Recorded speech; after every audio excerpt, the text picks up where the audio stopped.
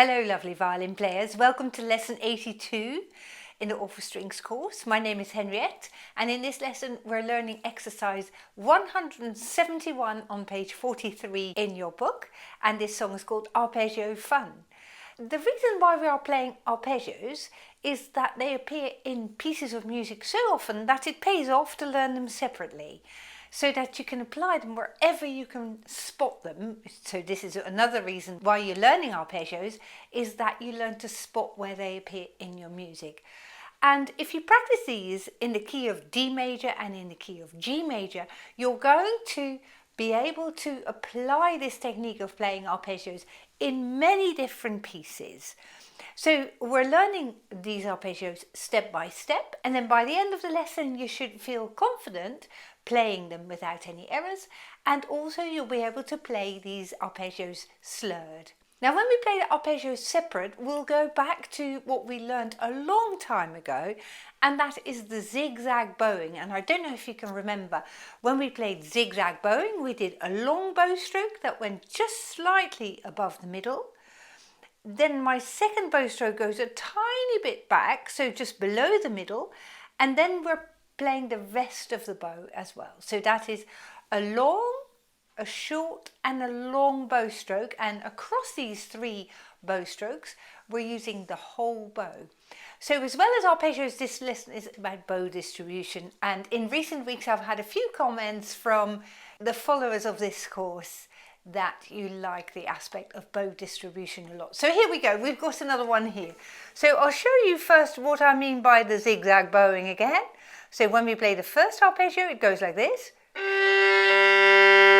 just beyond the middle, then a shorter bow stroke back, and now I'm going to the point. So whilst my notes sound evenly, 1, 2, 3, my bow isn't even at all. My bow is long, short, long. That has the added bonus that the first note of the arpeggio always sounds a little bit stronger. So you get 1, 2, 3, 1, 2, 3. That makes it sound very natural. So will you join me? We're playing the song from the beginning. 1, 2, 3.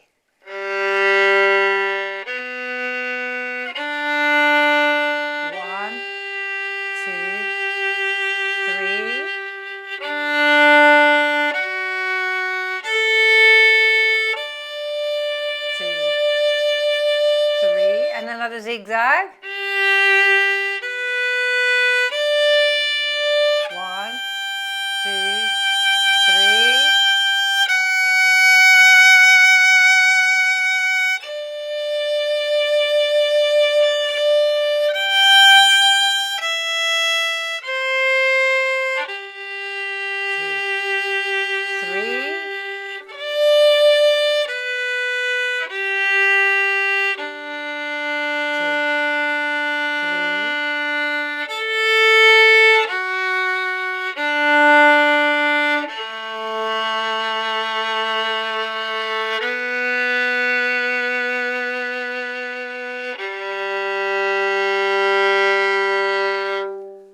Awesome, really well done. So whether you play the G major arpeggio, G, B, D, G, as in bars 1 and 2, or the D major arpeggio, D, F sharp, A, D, as in bars 3 and 4, these arpeggios come back time and time again in the other pieces that you play. A lot of the repertoire for the violin is either in the keys of G major or D major. So if you play other pieces as well, go check those out today and see if you can find any of these arpeggios. And learning to spot them helps playing your pieces better and learning new pieces faster, because you can spot patterns. So whenever you learn a new piece, go ahead and see if you can find sections of scales or arpeggio patterns, and then use your knowledge for your sight reading. Now this time, instead of playing the zigzag bowing on the quarter notes, on the crotchet notes, I'm going to slur these notes, and you'll find that you get very even bowings this time around. 1, 2, 3. 1,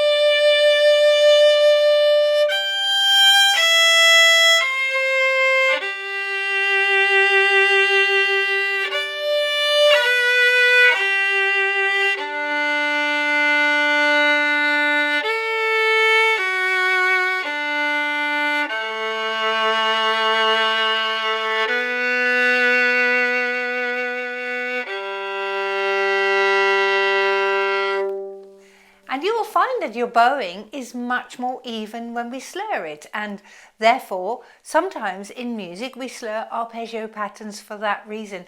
My bowing is now 3 counts to a bow all the time, and that adds some smoothness to my playing. Now let's take a look at bar 13, which is 4 bars from the end. You may have noticed that when I played bar 13 separate bows, I used an open A string. However, when I played bar 13 slurred, I used a 4th finger for the A, and that means that my slur then is all on the D string, and that is the reason why I do that. Of course, you can also play a 4th finger on the A when you played separate bows, and I'd say technically that is slightly better, because that means that from bar 12 into bar 13 you can stay on the D string. So the choice is yours. I personally like it better to keep those notes in bar 13 on the D string. It goes without saying that when you slur 3 notes, you're going to be working on your straight bows. So be careful when you slur it. There is a risk that your bow goes sideways, isn't there, because it's such a long bow stroke. If that's happened and you feel the bow slipping here towards a point, then what you want to do is this. Stretch your bow arm forward. So where I've just ended with my bowing is straight in front of my body, right here. So if you find yourself, your arm going to your right, then you're not quite straight, and you want to see if you can aim forward a little bit more with your bow arm. One more piece of advice, a little bit of troubleshooting perhaps here at the end. If you find that you're playing with a shaky bow, your bow is bouncing, or it does it more when you play arpeggios, try to keep that right shoulder down in its lowest position, because it will start to shake if you, especially when you slur and you hit the upper half of the bow. If you go like this, you might find the bow bounce right here because your shoulder isn't in its lowest position. So if you can manage to do that, and then as well point your bow arm forwards, then you're making masses of progress. But I'm hoping that most of you will actually by now have been able to eliminate most of your bouncy bows. If you wouldn't mind writing in the comment section down below this video how your bouncing bow is going, if it's getting better or whether you're still bouncing like mad, then I can make another video about that, you see. So go ahead and write in the comment section down below this video how your bouncing bow is coming along. If you've enjoyed this video and you've learned something today, do give us a thumbs up, and I'm looking forward to seeing you again in the next lesson. Goodbye.